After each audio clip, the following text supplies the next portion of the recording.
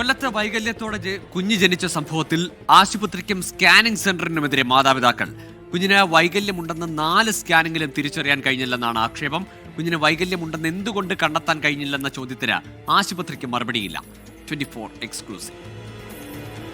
ഐസിയിൽ നിന്ന് റൂമിലോട്ട് മാറ്റുന്നത് വരെ ഒരു കാര്യങ്ങളും എന്നോട് പറഞ്ഞില്ല. കുട്ടിയെ പോലും കാണിച്ചില്ല. 5 ദിവസം കഴിഞ്ഞാണ് ഞാൻ കുട്ടിയെ കാണുന്നത്. ശ്വാസതടസ്സമുണ്ട്, അതുകൊണ്ട് NICയിലോട്ട് ഷിഫ്റ്റ് ചെയ്തു എന്നുള്ള രീതിയിലാണ് പറഞ്ഞത്.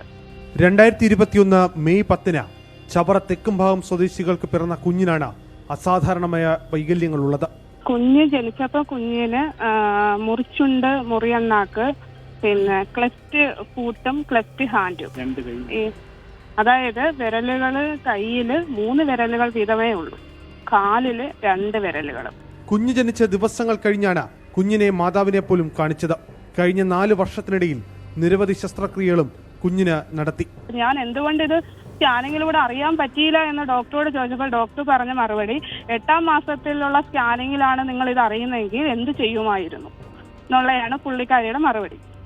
വിരലില്ലാത്തതിന്, അതായത് അവൻ ആ വിരലുകൾ കൊണ്ട് തന്നെ കാര്യങ്ങൾ ചെയ്ത് ശീലിക്കണം. മുറിച്ചുണ്ട് മുറിയണ്ണാക്ക് എന്ന കാര്യത്തിന് അണ്ണാക്കില് അവന് സർജറി നടത്തിയ സമയത്ത് ചെറിയ ഇൻഫെക്ഷൻ വന്ന് അതിൻ്റെതായ ബുദ്ധിമുട്ടുകൾ ഇപ്പോഴും നിലനിൽക്കുന്നുണ്ട്.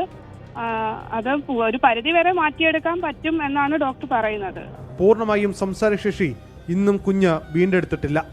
6 മാസം മുമ്പാണ് സംഭവത്തിൽ നിയമപോരാട്ടത്തിലേക്ക് കുടുംബം കടന്നത്. കുഞ്ഞിന്റെ വൈകല്യം കണ്ടെത്താൻ കഴിയാത്തതിൽ ഡോക്ടർ സ്കാനിംഗ് സെന്ററിനെയും സ്കാനിംഗ് സെന്റർ ആശുപത്രിയെയും പരസ്പരം പഴിചാരുകയാണിപ്പോൾ.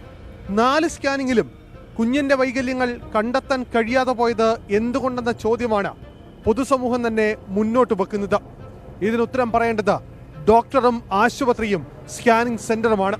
ഇതിന്റെ ഉത്തരവാദിത്തത്തിൽ നിന്ന് അവർക്ക് ഒഴിഞ്ഞു മാറാനും കഴിയില്ല. കൊല്ലത്തുനിന്ന് ആർ അരുൺ രാജ്, 24.